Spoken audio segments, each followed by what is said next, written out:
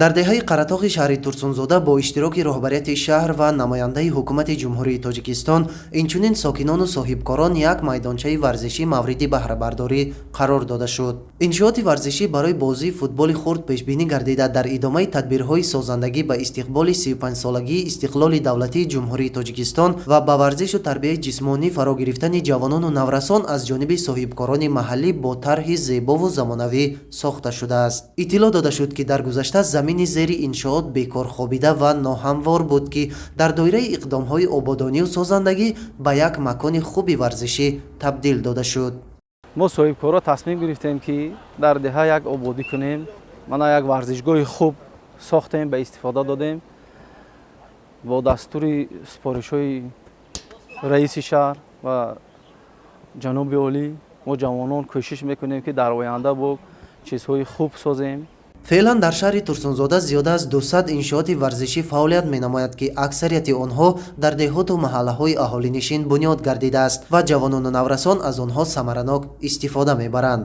мо хеле хурсанд аз онем ки дар деҳаи мо чунин майдончаи варзишӣ ташкил карда шуд.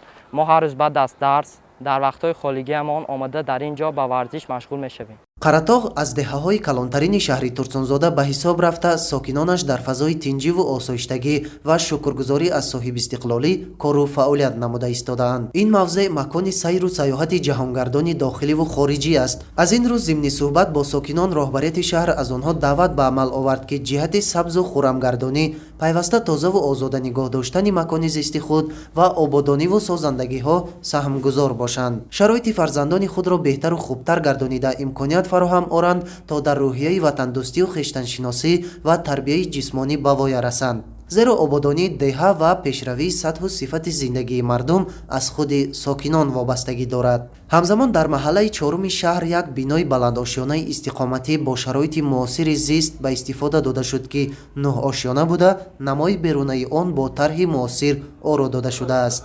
сипас дар толори мақомоти иҷроияи ҳокимияти давлатии шаҳри Турсунзода ҷамъомади тантанавӣ бахшида ба 33-мин солгарди истиқлоли давлатӣ баргузор гардид. нотиқон аз дастовардҳои замони истиқлолият ва ободониву созандагиҳо дар шаҳр ёдовар шуда, ҳозиринро ҷиҳати боз ҳам ободу зебо намудани диёри худ, посдоштани арзишҳои миллӣ ва гулгулшукуфоии тоҷикистони азиз ҳидоят намуданд. дар фарҷом ба як қатор хизматчиёни давлатӣ, фаъолон ва сокинони касбу кори гуногун ки дар пешрафту ободонӣ ва коргузорӣ саҳми назаррас гузоштанд, бо мукофотҳои давлатӣ, сипоснома ва тӯҳфаҳои таъсисдодаи мақомоти иҷроияи ҳокимияти давлатии шаҳри Турсунзода сарфароз гардонида шуданд.